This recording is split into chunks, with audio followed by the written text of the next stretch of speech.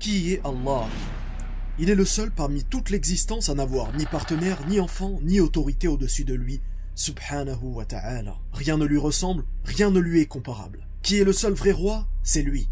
Il donne la vie, il donne la mort, et en réalité, ni pouvoir, ni force, ni influence n'existent en dehors de lui. Il est celui qui a créé toute la complexité de l'existence, le visible et l'invisible, le monde et tout ce qu'il renferme. Il a envoyé des messagers et prophètes afin d'appeler l'humanité au monothéisme pur, le tawhid. Ceci afin qu'il n'y ait pas d'adoration, de croyance et de culte en dehors de lui. Il n'y a aucune contrée, aucune nation, aucun peuple sur cette terre qui n'ait pas bénéficié de l'envoi d'un messager. Tout ceci afin d'unifier Allah, l'unique, et d'abandonner les fausses croyances. Ce message essentiel a été préservé en islam comme il ne l'a jamais été auparavant. Non pas parce que le message est différent, mais parce que le dernier des messagers est bel et bien le prophète Muhammad sallallahu alayhi wa sallam, prophète de l'humanité. La plupart des gens se posent une question simple.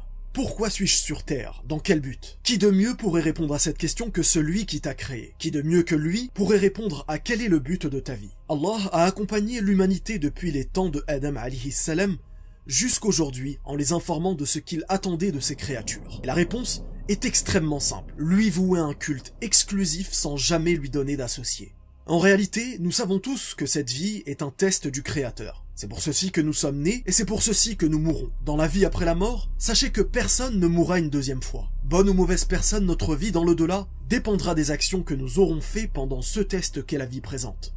Il est le Seigneur du trône suprême, le Seigneur des univers. Nous vivons dans ce monde et nous sommes fascinés par sa beauté, par la grandeur des montagnes et des buildings. Des milliards de personnes vivent sur cette terre à cet instant. Mais ce monde est tellement vaste qu'il pourrait accueillir des milliards de personnes encore. Mais comparé à ce qu'a créé Allah, cette terre paraît minuscule, pour ne pas dire insignifiante. Insignifiante par rapport à la taille du soleil, qui est 1,3 million de fois plus grand que la Terre. Nous parlons ici uniquement d'une étoile appelée le soleil, elle-même des millions de fois plus petite que des étoiles plus grosses qu'elle, regroupées par milliards pour former une galaxie, et il est impossible de compter le nombre de galaxies tellement elles sont nombreuses. Une fois que tu observes tout cela, lève la tête au ciel et observe, médite sur ce qui t'entoure. Eh bien sache que tout cela n'est que le premier ciel. Combien y a-t-il de cieux?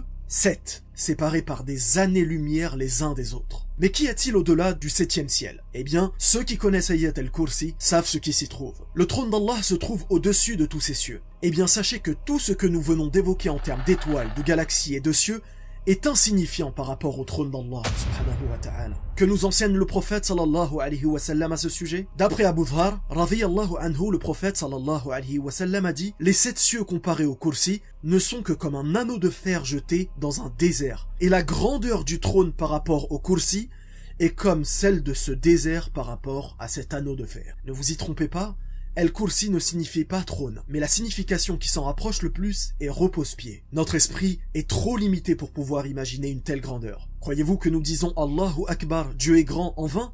Non. Il est bel et bien l'immensément plus grand au-dessus de toute chose. Maintenant que tu te rends compte de sa grandeur, rends-toi compte de l'avantage que tu as. L'opportunité de lui parler, de lui demander pardon, de te confier à lui seul, sans jamais lui donner d'associé. Barakallahu fik. Wassalamu alaikum wa rahmatullah.